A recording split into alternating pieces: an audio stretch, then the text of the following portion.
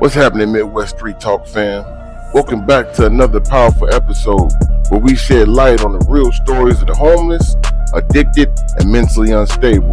If you're new here, hit the subscribe button and join the Street Warriors where we stand up for those who need a voice. Let's get it. Thank you for kicking with Midwest Street Talk, man. Who do I have here today? I'm Kat. Hey, Kat.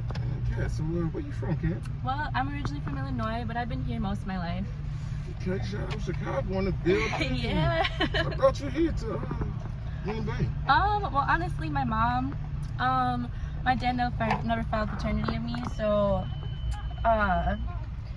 she was able to just come knocking on the door when she decided she wanted to be my mom, really, and, took me to Green Bay with her. So, are you currently homeless right now? Yes. How long have you been homeless? I've been homeless for like 4 years. 4 years? Where'd you stay last? Where'd I stay last? The last place I was staying, me and my boyfriend, we had an apartment, and our friend was paying for it for us because it was originally hers, and she just didn't tell us that she was getting evicted, and we just didn't have time to get it all together, and we've just really not been able to get our lives together since then. We keep trying, and then it's one thing after another, like the vehicle or, you know, just life circumstances. It's hard out here. They say they got resources for us out here, but they really don't. We've been on waiting lists for housing and stuff like that for 4 years since we started becoming homeless, and just it's not Green Bay's fault. It's just they have so many people they're trying to help, people with kids and stuff like that, so they just don't have the resources to help us, so we've just been kind of stuck out here. Okay, I'm sorry to hear that. So coming up in Green Bay, would you say you had a decent childhood? I had an alright childhood. My mom's first husband, the dad of my brothers, he wasn't very nice to me. He was very mentally and verbally abusive to me, and my mom didn't see it because my mom was always at work or she was at her mom's house, and that's probably where a lot of my negative life decisions and negative outlook on myself started, was just putting up with a lot of that at a young age. He just kind of stole my shine, and it took me a while to realize where a lot of that came from, but it stemmed from that. So that's something I'm trying to work through on top of being homeless, and it's just rough. Yeah, I understand. Was there any drug use involved? There was no drug use involved in my childhood. My dad was involved in like a gang, and he was involved in drinking and drugging, but my grandma did the best she could to keep me away from it. But now looking back on it, a lot of the reasons I probably accept a lot of the things in my life that I do now is probably because I grew up around it in a way. Okay. And are you, like, what about now? What are your stats now? Are you using anything now? I do use, but I do my best to keep it under control because there's other things in life that needs to be worried about besides that. I understand. Well, what is it, if I may ask? I mess around with meth.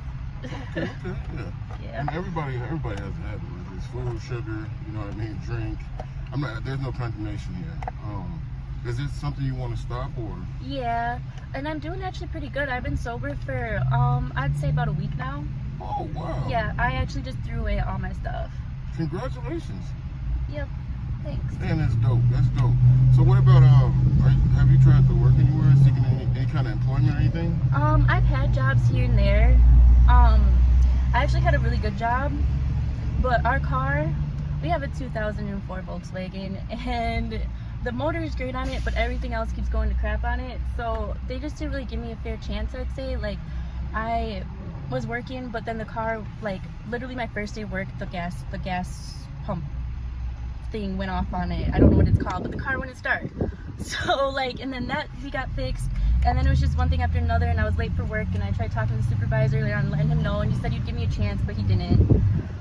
So just, like, dealing with that has been hard to keep a job. I'm sorry to hear it, man. So tell me something. Tell me some of the stuff you witnessed since you've been out here, like some of the stuff you went through.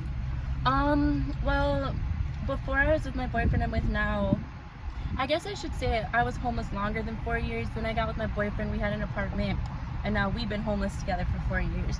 But before that, I was also homeless. I got kicked out of where I was staying at like 3 in the morning, and I ran into this guy, and he seemed like he was alright, and he was nice and everything. He had another girl staying with him, so I felt safe, but really he was a pimp, and I was involved in human sex trafficking for about a year. He wouldn't let me leave. I was forced to do things I didn't want to do, me and that girl. I witnessed her get abused a lot. I was abused a lot. The only thing that saved me from that was I had a warrant for my arrest, and we went to go pick up some stuff, and I had a reverse buy done on me for a ball, and well, he couldn't stop the cops from taking me. And then while I was in treatment, he ended up getting popped off for what he was doing, because another girl he was with, they got pulled over, and she had drugs on her, and she got scared and basically snitched on him for beating and pimping women out of his house. And they came and they questioned me while I was in treatment, and I told them I didn't have anything to say, but they knew I was involved because of the other girl and they were watching him. But he got 13 years in the feds. Whoa. Yeah, that's how bad he was. What was your warrant for? My warrant was just for probation. Oh. I didn't go and see my probation officer. What'd you get on probation for? I've been on probation for drugs since I was 18, actually, one case after another. I mean, I shouldn't say it like that, but I got caught with a meth lab back in 2015. And then I went to prison, and then I was out on ES, and then I ran off from my ES for like years.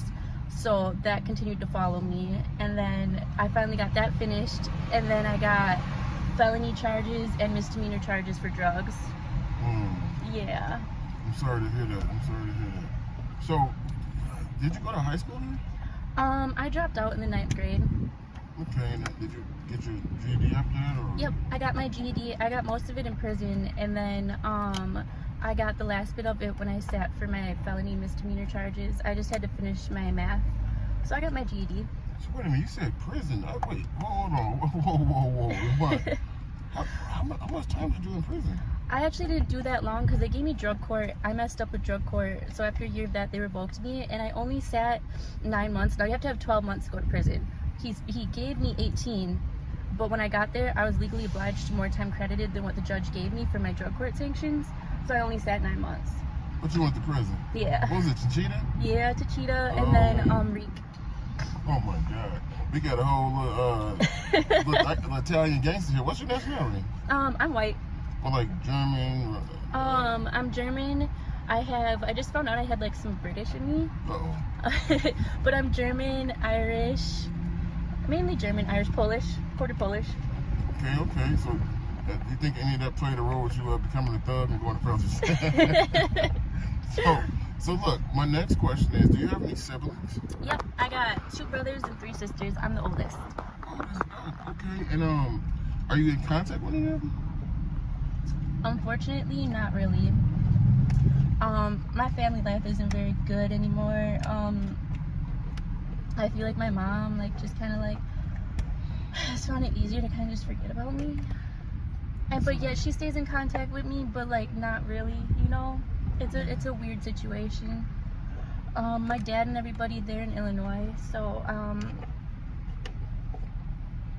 When was the last time you talked to your dad? he actually just contacted me and was asking me how I was doing the other day, which felt nice, but other than that, it was some months. Okay. And before I let you go, I usually ask a couple questions.